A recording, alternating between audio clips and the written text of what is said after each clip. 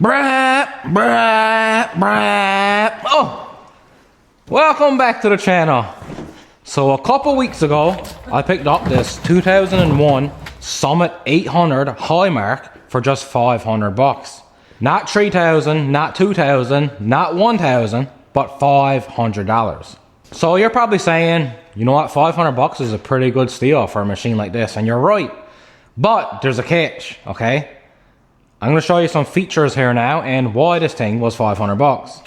So we got some leaves and vegetation growing here in the skis because, as you can see, this thing has been stored outside for probably most of its life. The suspension here is bent and rusty. This thing looks like it sat down next to the Titanic.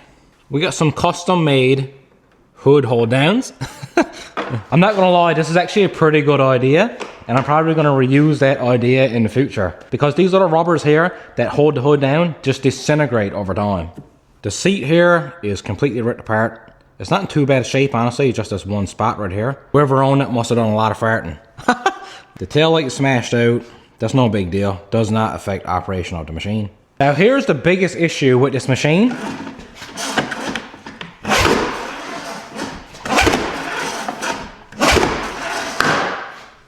I could not hear this thing run because the pull cord just skips as soon as you put tension on it. So I don't even know if this thing runs. I don't know the condition of the engine. The guy said it does run, and I do believe him, honestly. He seemed like a great guy. But it was a gamble, and that is why I paid 500 bucks for this thing. So our only goal right here is cheap fun. $500, 800cc mountain sled that is, what, almost 25 years old now.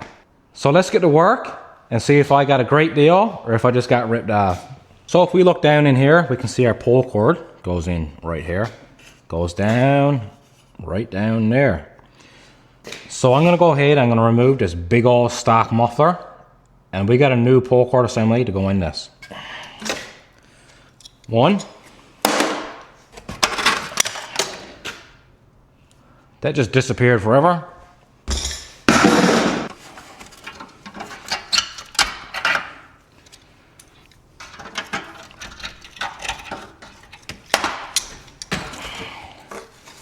This just pops right off. So it looks like we got two nuts down here with this little exhaust hanger, and this entire big ass muffler should pop right up. They're pretty rusty, so I'm hoping that they're actually just gonna pop right out, but it's all spinning, of course. And the other one just broke off and spun around. But that's okay, because I got a solution for this. So now that we got that monstrosity out of the way, we can clearly get to the pull cord.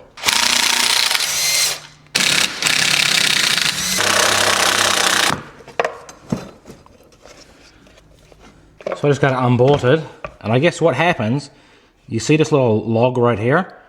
That's supposed to catch in here to turn over this engine. Ooh, so what I got right here is a little package from Reed's Motorsports. They hooked me up. I got an excellent used pull cord assembly for 60 bucks, and they actually gave me a great price on all the engine parts for this YZ250 that I'll soon be finishing up. So let's get her opened up.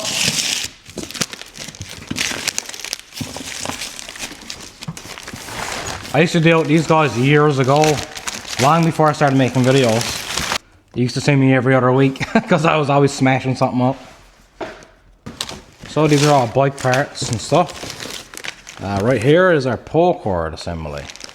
So you ever see one of these work? You pull the cord and you see how that moves and pushes that up.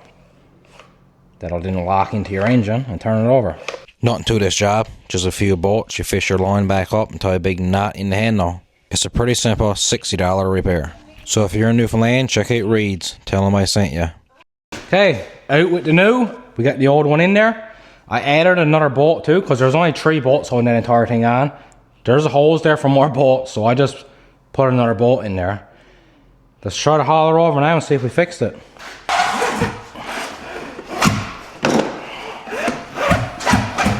Oh yeah.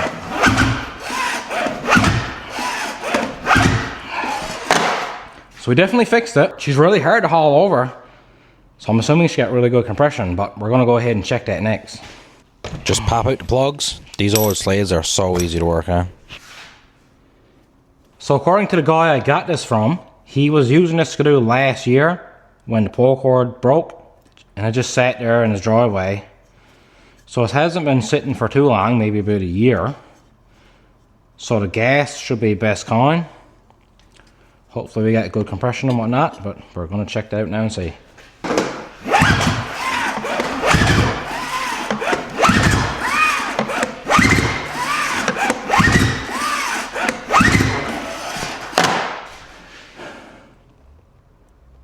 $120 on this side. 120 is a little bit low, but it's not too bad. Should not affect the operation. We should be able to still use it.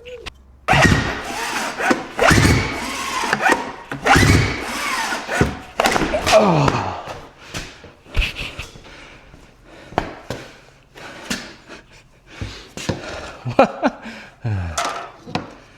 Whew. All right, we got 120 here too. So I'm gonna go ahead and call 120 good enough. Should be plenty. But as you can see here, I just friggin' plucked the handle right off her.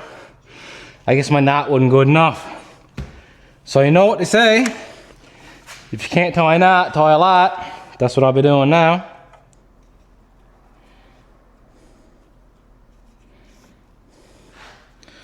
Gonna make sure to tie like a couple of knots in it this time, because we definitely don't want to be a few kilometers back in the woods and have this come off. That would be really bad. That would be a long walk home. Make sure we burn the end of our rope so it doesn't fray out. Next we're gonna check for some spark. Oh yeah. Okay, we got pretty good compression, 120 per on both sides, so I'm gonna call that good. We definitely got good spark. The spark is nice and blue, which is what we like to see.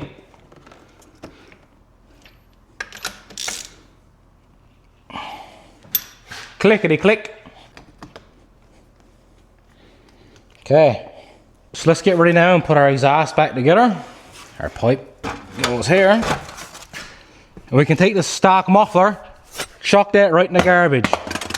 Cause we got one of them wing ding ding noisemakers. I'm hoping that this is gonna vibrate the windows in my house. I hope it's that loud. I don't know what brand this is, but it don't even matter. As long as it's loud.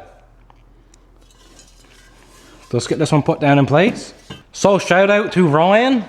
He's got his own YouTube channel called Rather Be Razzin'. He's a local guy here in Newfoundland, and he does a lot of watercraft stuff with these ZX style skidoos. If you want to check out some watercraft stuff, I'll link his channel down in the description. All right, pull cord in, can in. We got coolant, which is always great.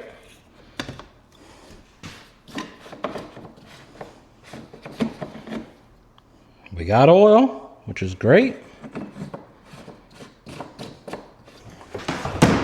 We got one small repair to do before we try to start this thing up. I'm pretty confident she's gonna start. So one small thing left to do, and we can go rip her. So what we're gonna fix next is this seat.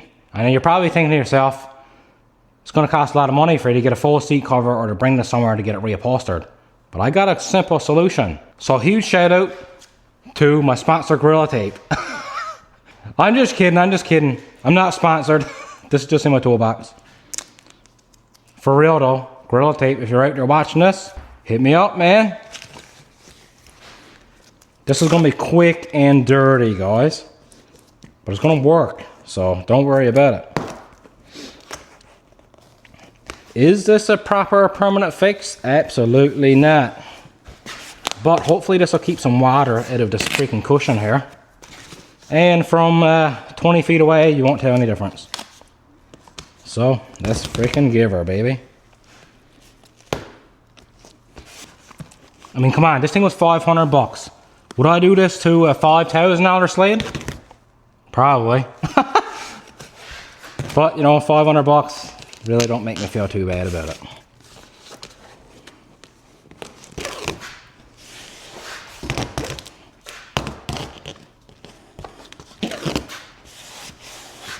Man, she is looking pretty spiffy.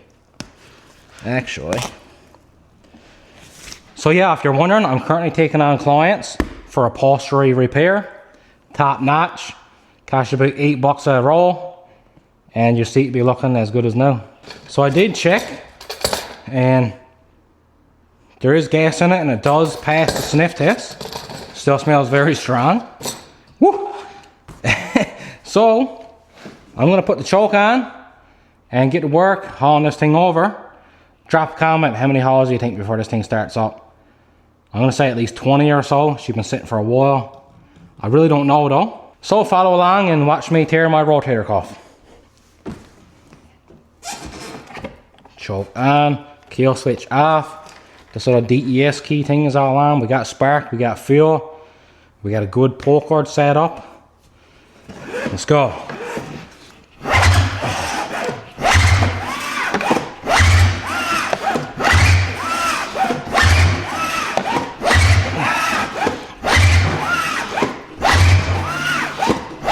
Hey buddy, take your furs off.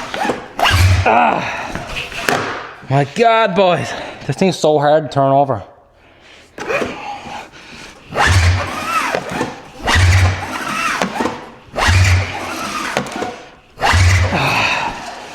Okay. Wow, this thing's so hard to pull over. My God. What if I just spray some starting fluid down there actually? You know me and starting fluid. We got a really good relationship with starting fluid.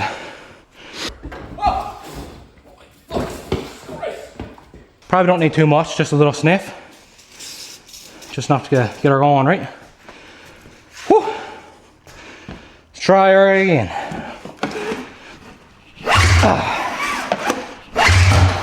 Oh.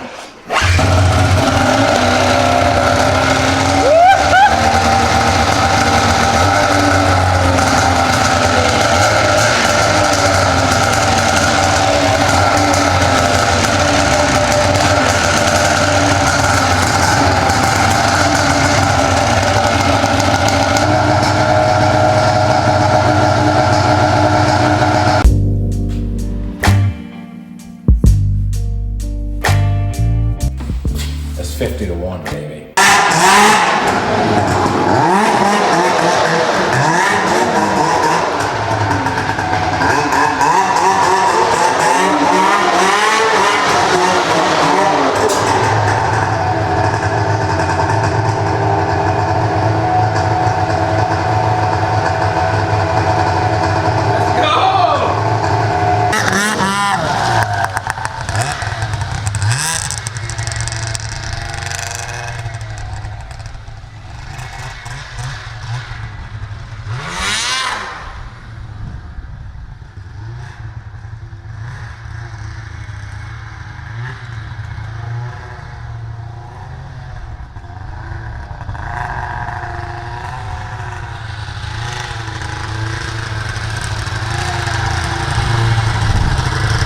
So, there she is.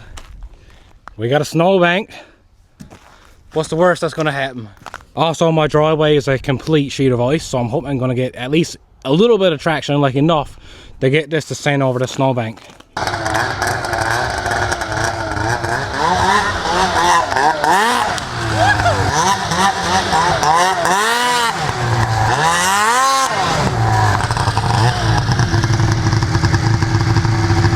It is going good. That would be a nice little pitch, but I can't get enough traction on the driveway. It's just constantly spinning, so I don't even get any traction until I like hit that snowbank. But guess what? It's calling for 30 centimeters of snow tomorrow, so we should be able to give her a good sand somewhere. All right, it's the next day. We did get some snow, but after the snow, it pretty much immediately rained, so the driveway is still nothing but a sheet of ice. But I did make a little bit of a ramp, so I think maybe we just might try to send that.